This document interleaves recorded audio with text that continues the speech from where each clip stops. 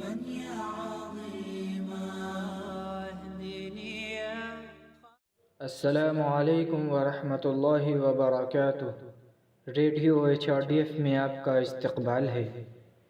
کیا ہم میں سے کوئی ایسا شخص ہے جس نے دیمک کو نہ دیکھا ہو؟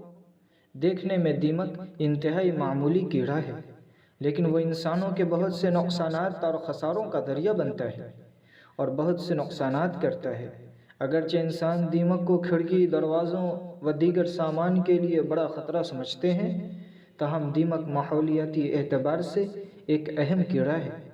دیمک ایک سماجی کیڑا ہے۔ چیونٹیوں اور شہد کی مکھیوں کی طرح بڑی بڑی کالونیوں میں رہتا ہے۔ ہر کالونی میں بادشاہ، رعایا، مزدور اور فوجی ہو سکتے ہیں۔ وہ زمین کے اندر بڑے بڑے ٹیلے بنا کر اپنی زندگی گزارتے ہیں۔ سائنسدانوں کا یہ ماننا ہے کہ دیمک کے اندرونی حصے میں بہت نظم و ضبط کے ساتھ ایک ایئر کنڈیشنر فٹ ہوتا ہے۔ ہم جانتے ہیں کہ دیمک کی اہم غذا لکڑی ہوتی ہے۔ دیمک جب لکڑی کو کھاتا ہے تو وہ اس کے پیٹ میں پہنچ کر کیا کارنامہ انجام دیتا ہوگا؟ اس بات پر تحقیق کرنے پر ہمارے ہاتھ انتہائی تعجب خیز معلومات لگتی ہے۔ دیمک کے پیٹ کے اندر پروٹوزوا اور بیکٹیریا ہوتے ہیں۔ ان میں سیلولوز ہوتا ہے جو ایک ہضم کرنے کی صلاحیت رکھتا ہے۔ دیمک جب لکڑی کھاتا ہے تو اس کے پیٹ میں موجود یہی سیلولوز ان کو ہضم کرنے میں مدد کرتا ہے۔ واقعی کتنا زبردست نظام ہے۔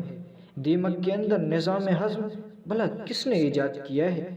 وہ لوگ جو یہ دعویٰ کرتے ہیں کہ یہ ساری کائنات اور اس کی انگنت حیرت انگیز مخلوق اتفاق سے وجود میں آئی ہے، فی الحقیقت ان کے پاس اللہ سبحانہ و تعالیٰ کے عظیم منصوبوں کے بارے میں کہنے کے لیے کچھ نہیں ہے۔ ذرا سوچو، ہر مخلوق میں اللہ کی رحمت اور نگہداشت کتنی حیرت انگیز ہے۔